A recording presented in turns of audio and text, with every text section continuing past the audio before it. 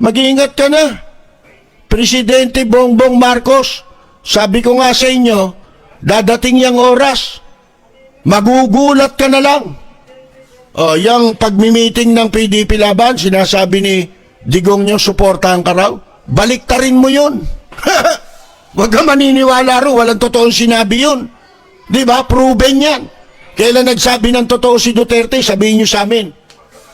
Lahat ba ng ipinangako niya, may natupad? Wala. Oh, ibig sabihin, proven na yan. Ha? Mga kaibigan, sa pagsasabi ng baliktad, diyan ka mag-ingat.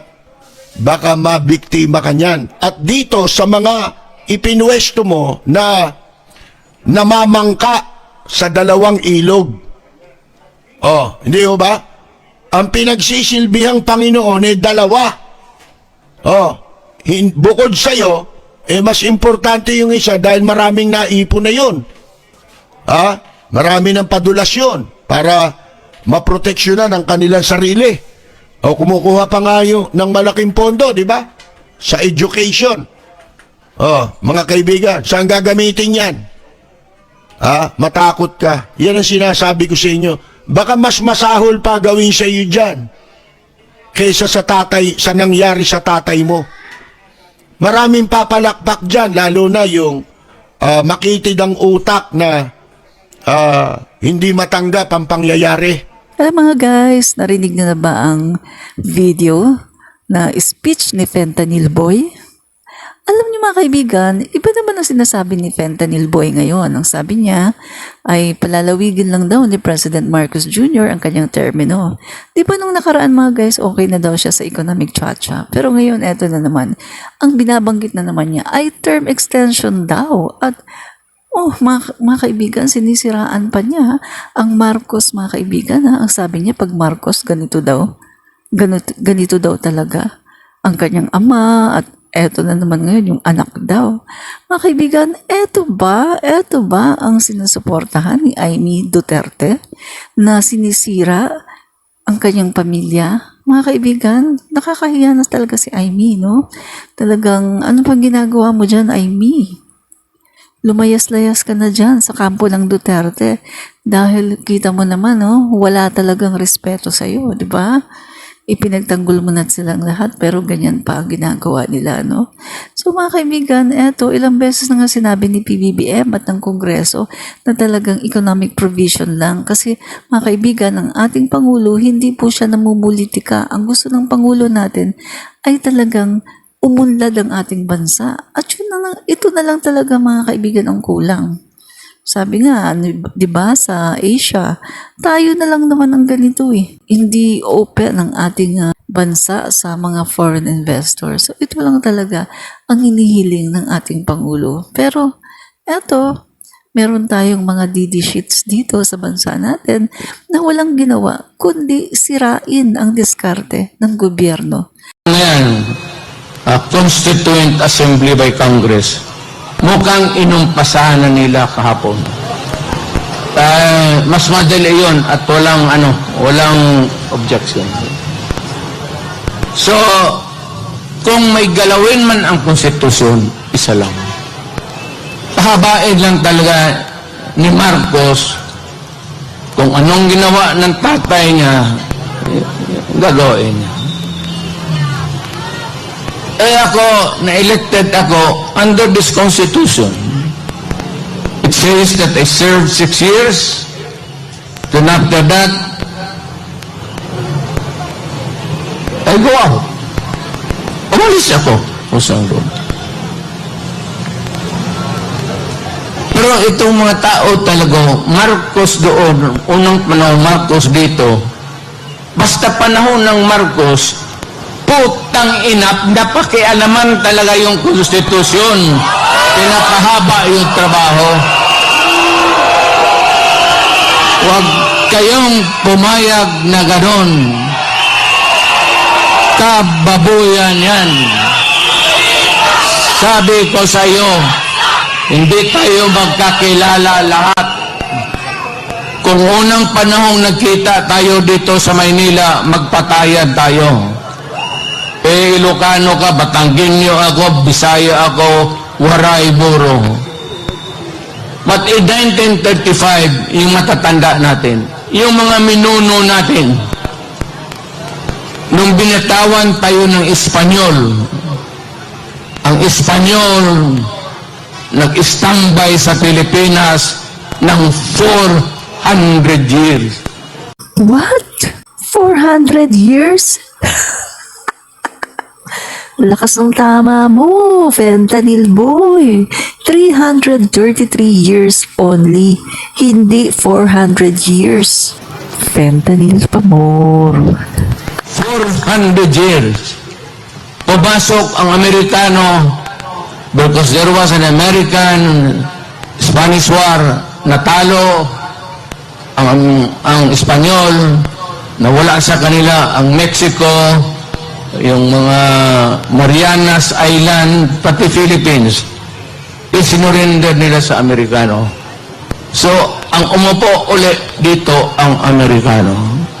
So, ilang taon tayo nagdusa, nagpakahirap sa mga banyaga. Ngayon, may isang presidenteng dumaan na matagal na dinispat sa naman sana namin. Pati ito ngayong anak, may tuyo sa ulo talaga ang mga puto.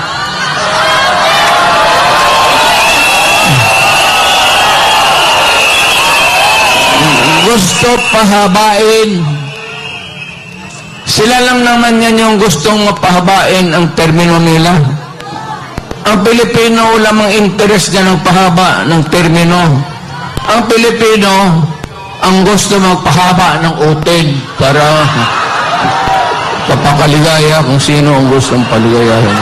Utang ina. Kasi hindi sila mapakali, mga kaibigan. Gusto nila ay makabalik ulit sila sa power. Kasi nga, mga greedy, mga buhaya, mga kaibigan, mga buwakang, mga buhaya to, no? Mga kaibigan. So, kita mo naman yung itsura nung nag-i-speech, no? Si RRD, parang isang bulate na lang ang hindi pumipirma, mga kaibigan.